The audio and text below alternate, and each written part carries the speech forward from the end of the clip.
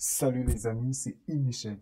Bienvenue dans ce tutoriel où je vais vous montrer comment vous pouvez mettre le README au niveau de vos profils. Je suis tombé sur ce tweet de Monica où elle parlait qu'elle a mis en place un README pour son profil tweet GitHub. Et en lisant, j'ai trouvé vraiment la chose intéressante. Donc normalement, GitHub a mis cette fonctionnalité à partir c'était le 9 juin, donc c'est une fonctionnalité nouvelle et du coup, c'est encore caché. Donc là, je vais vous montrer. Cette fonctionnalité peut vous aider à faire beaucoup de choses. Je vous assure de README au niveau de votre GitHub. Regardons. Voici son GitHub et c'est comme un portfolio. Elle a essayé de designer tout ça. Et vraiment, regardons le GitHub de Willinson. Donc, j'ai vraiment trouvé certains profils vraiment intéressants qui utilisaient la même notion de README au niveau de son profil GitHub. Et ça peut vous aider à faire plein de choses. Lister vos fonctionnalités, lister vos projets. Pour moi, regardez. Et c'est vraiment intéressant. D'autres, tels que Priya, là, il a mis ce jeu, j'ai trouvé vraiment intéressant. Vous pouvez mettre plein de choses et ça permet d'être original. Donc, les amis. Et maintenant, nous allons essayer de voir ensemble comment on peut le réaliser. Voici mon profil de Michel. Donc, pour commencer, ce qu'il faut d'abord faire, nous allons aller cliquer là où il y a le plus. Vous allez faire New Repository. Et ce que vous devez savoir, si vous voulez que ça soit on a le README au niveau de votre profil, vous allez reprendre le nom, le même nom que vous avez dans votre profil. Le mien, c'est Michel. Si chez vous, c'est Paul, mettez Paul. Donc, moi, je mets Michel. Regardez. Dev. Voilà. Waouh. GitHub me dit félicitations. Ben, votre repository, votre README sera rattaché à votre profil et c'est ce qui est vraiment fabuleux dans tout ça. La description, on va laisser comme ça, public, on met ça au public. Oh bon, initialiser avec un repository README. Ok, on va l'initialiser. Bon, code assist, ça permet de voir si le code est bon. Créer le repository. Ok, voilà le repository qu'on a. Donc déjà, le README, il nous permet de savoir ce que va faire le dépôt. Le dépôt, c'est comme un dossier où il y a plusieurs fichiers. Or, le README, c'est en gros, comment je peux appeler ça? Celui qui montre ce que le dépôt va faire et qu'est-ce que vous pouvez faire avec et comment vous pouvez l'utiliser. Donc, bref, voilà un peu. Donc, qu'est-ce que nous on va faire? Regardez, quand on met I here, bon, si j'arrive au niveau de mon dépôt, je vais cliquer, je l'ouvre ici. Voilà, il est ici, les amis. Donc, juste avec ce README, nous allons faire plein de choses. Nous allons essayer de le modifier ce README. Nous allons décommenter ce qui est, parce que c'est du Markdown. Je viens preview. Les previews te permettent de voir comment ça va s'afficher. Voilà comment ça s'affiche. Ne suivez pas hein, le vert, c'est juste pour montrer que c'est ce qui ça a été modifié. Et vous allez voir tout à l'heure. Si j'enlève tout ça, au lieu de hi, je mets salut. Les amis. Donc voilà, on arrive. Salut les amis. Bon, il met en rouge, c'est juste pour montrer que ça, c'est déjà enlevé. Pour ceux qui sont habitués avec du GitHub, ils se reconnaîtront par ces couleurs. Donc voilà un peu les amis, c'est cool vraiment. Et ce qui est vraiment intéressant dans tout ça, vous pouvez faire votre portfolio. Aujourd'hui, d'autres personnes font des sites avec. Mais moi, je vais juste vous montrer comment vous pouvez le faire avec simplicité. Nous allons repartir au niveau de notre GitHub, notre profil. Donc pour moi, au niveau de notre dépôt, le dépôt Michel, bon, on va importer les fichiers. Je vais importer différents fichiers. Donc, nous allons importer des fichiers. Je sélectionne. Ce seront des icônes. Voilà. On va, le commit, on va l'appeler add icon. commit. Voilà, je crée le commit.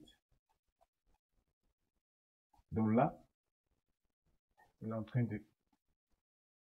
Voilà, le commit a été fait. On a ajouté les icônes. Et nous allons ajouter notre bannière, ce qui va nous permettre de jouer, de mettre notre bannière. Ok.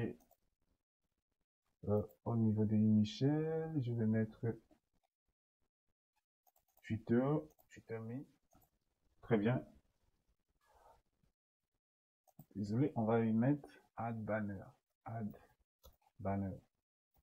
Ok. Very well. Là, on a ajouté notre bannière. Très bien. Modifions déjà notre readme afin que ça soit comme ce qu'on a vu tout à l'heure. On va commencer au niveau de l'entête. On veut que notre bannière s'affiche. Très bien. On va mettre... Voilà. Regardez comment ça s'affiche. Notre bannière est là. Et bon, tout ça c'est du Markdown, hein. Vu que c'est pas l'objet du cours, mais vous tapez juste sur internet et cours sur Markdown, ou bien si vous êtes intéressé sur ce sujet, vous me laissez en commentaire. Donc voilà. Et après, on va y mettre un petit texte pour dire aux gens quand même, voilà, salut, je suis des amis.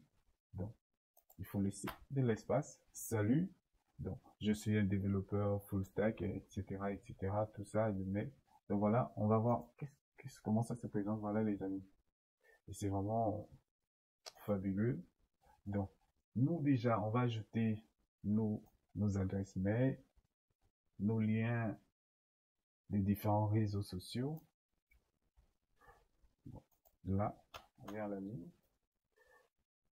Et après, on va voir qu'est-ce que ça nous donne. Voilà, LinkedIn. Donc, ce sont des images que j'avais déjà préparées, les amis. Donc, parfois, c'est difficile de connaître le... comment on appelle ça? Parfois, c'est difficile de connaître le lien des images. Comment vous pouvez faire? Vous venez, par exemple, ici, j'ai Facebook. Je clique sur Facebook.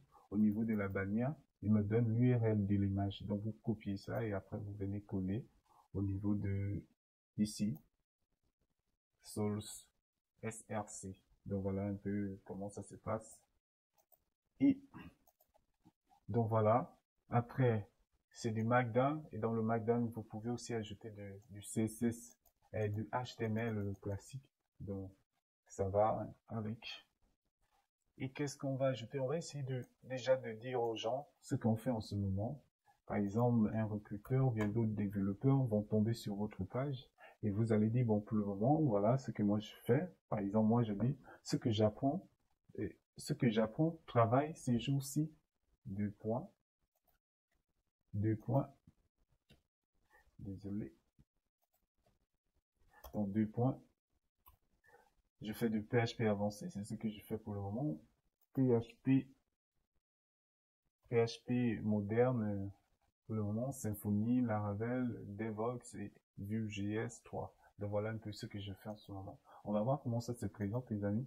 Donc, quand on arrive, normalement c'est comme ça se cache et c'est vraiment des fonctionnalités de Markdown mélangées à HTML.